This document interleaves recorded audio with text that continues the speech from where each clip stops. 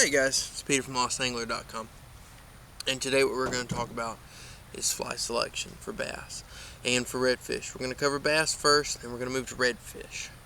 And the way we're going to do the bass is we're going to compare it to how you might look at opening a tackle box if you're using conventional tackle for bass. So I'm going to hope this kind of helps bridge that transition. So let's start and go. Now there's going to be some overlap in the pattern, so if you have an area where you've got redfish and bass in the same area like we do down here around the Gulf Coast, then you can use some of the same patterns to fish for the fish.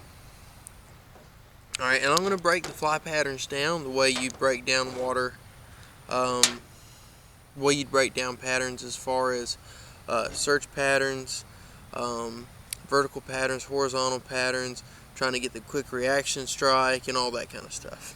So if you've ever read an article in Bassmasters magazine, you'll be fine. If you haven't, you'll still be fine. Cool. Alright, starting out, so we're going to do 4 patterns for each fish, and I'm going to tell you why we use them and how we use them. Starting out, anytime I get to a new piece of water, I want to use what you call a search pattern. What a search pattern is a pattern that allows me to work a lot of water fast. And with fly fishing, it's not always easy, especially when you're starting out. You got a lot of false cast, but that's where you get your double hauls down and that good weight forward line go a long distance. And there's only certain stretches of the water that are really good, so you don't work the fly all the way back. You just kind of work that sweet spot and let her roll. So let me start out. The first one, my search pattern that I use the most, the Clouser minnow. And the Clouser minnow, you can tie it in just a humongous number of colors. So if you're in like a pond where you got a lot of bluegill, instead of doing white and green, I might use brown and olive. So just change it up to what works for you. But what I want to do with this is, because of the weighted eyes of the Clouser minnow, it has an up and down motion. So if I'm using, say, like an intermediate line or a floating line, I can take it and I can work about the first 2-3 feet of the water column. Take my fly, pitch it out there, and I'm just stripping. I'm just searching and searching and searching.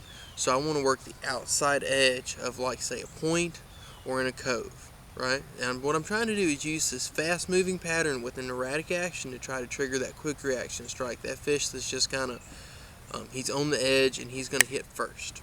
So that's what I'm looking for. Once I've found those fish that have the reaction strikes, I know to work those areas more. So let's say it's in the spring. So I want to work the north end of a lake and the back coves that receive the sunlight where the water warms up the fastest. So what I'll do is I'll go in there, I'll take that Clouser minnow, I'll work the inside. And on the coves I find fish, then I'll continue work further in. Same thing, if I'm fishing in the fall, maybe I want to work the points and the drop-offs. Same deal. This Clouser minnow allows me to fish quickly in that area. Now when I want to work my way into either area, I'm going to switch it up, because sometimes as I get into the weed action, the Clouser minnow, even though it's a great fly, is anything but weedless. If I'm working in lily pads, these eyes can get hung up, and the hook being upright like that does kind of help get off some stuff, like if I'm working structure in the river, but weedy areas, not so much.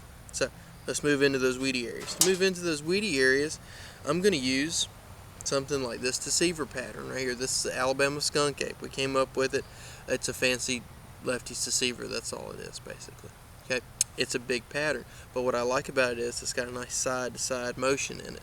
So whenever I'm working it, it's going to work like that super fluke, how it kind of dives and falls and does like that.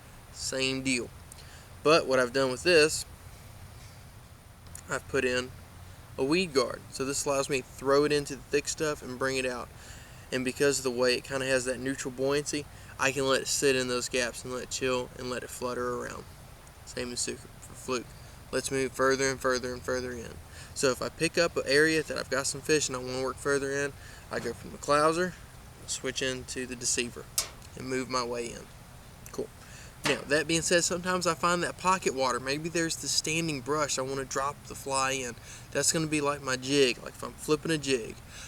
It's not as easy with a fly rod because, let's just face it, the fly line's got to be able to come out. So what pattern can I use to do that same thing of targeting small portions of water and working them effectively? For me, I use a hairy fodder. This is what I use for a hairy fodder right here. Same as a hairy fodder, except for I put on 2 kicker legs of Zonker strip. Just adds to a bigger profile. This one's all tied on a size 1, size 2 hook somewhere in there. I've used lead dumbbell lies, and the trick with these patterns is when you get them in the water, squeeze all the air pockets out so it sinks faster. I can switch it up for black and purple, black and red. This has been a good one for me lately, and the crawfish pattern is going to work best in the spring, but it does see a little bit of time to shine in the fall too. So, working it just like you would a jig. This is when you want to pinpoint specific areas. And the good thing about a floating line is whenever you strip the fly in, the fly is going to rise up and fall down. So this is really only effective maybe 6 feet of water with a floating line, right? And even then you got to let it get on down there. Then after that you want to move to an intermediate line.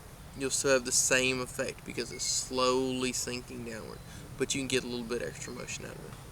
Cool. Now, moving in, as we get into the early morning times, or as we're into the late evenings, or if I'm in a river where I want a surface pattern that gives me some motion, I'm going to use the Stealth Bomber right here. Stealth Bomber, originally developed by Ken Edmonds. It looks like when you tie it up about this size, it looks like kind of like a big grasshopper, a frog. It's kind of a general what's it pattern. What I like about it is when I strip it, this collar right here forces the fly to dive. Look at it like this. You would use this fly at the same time you would use, say, a foam frog, because you can tie it with a weed guard right here, or you might use the same time you'd use a Rapallo, a diving Rapallo when you're using it to float across the top, then jerk it down. So, let's review. Search pattern, weed action, pinpointing, and that topwater bite we all love.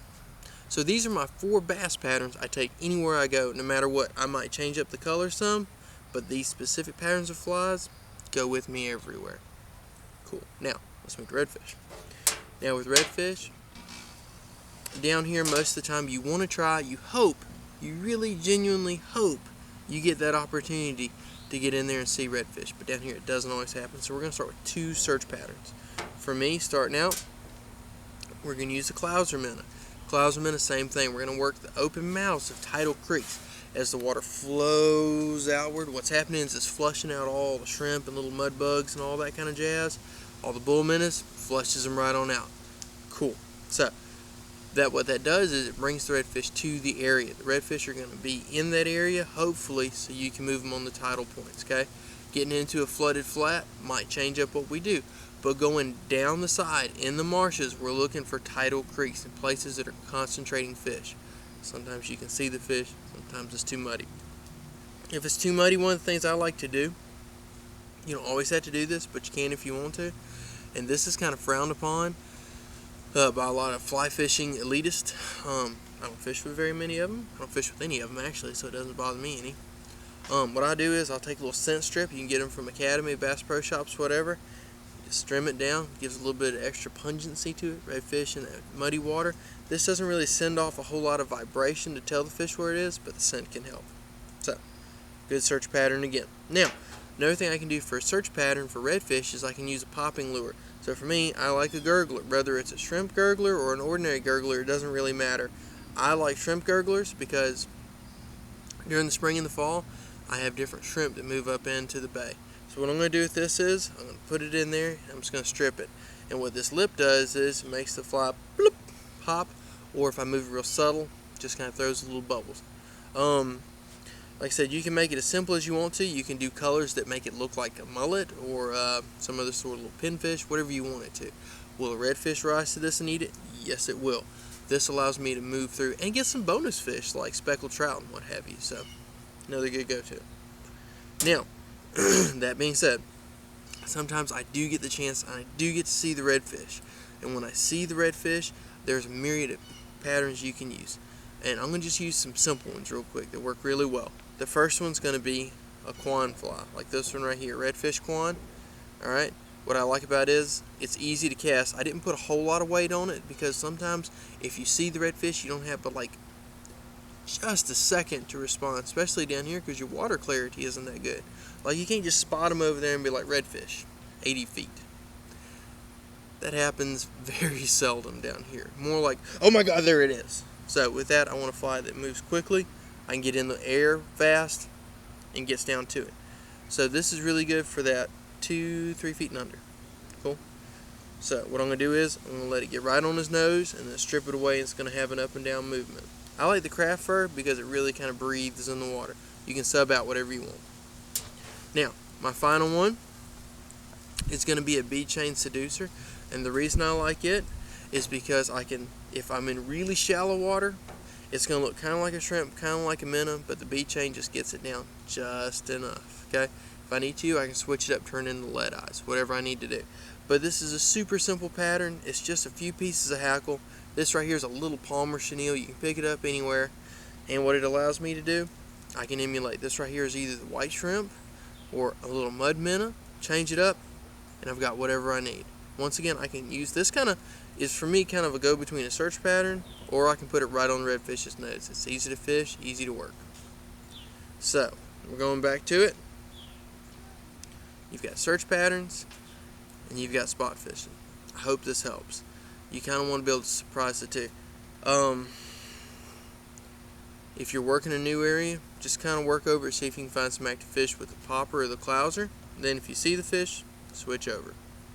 So guys, I hope this gives you some good fishing tips. Hope this works for you, and we'll see you on the water.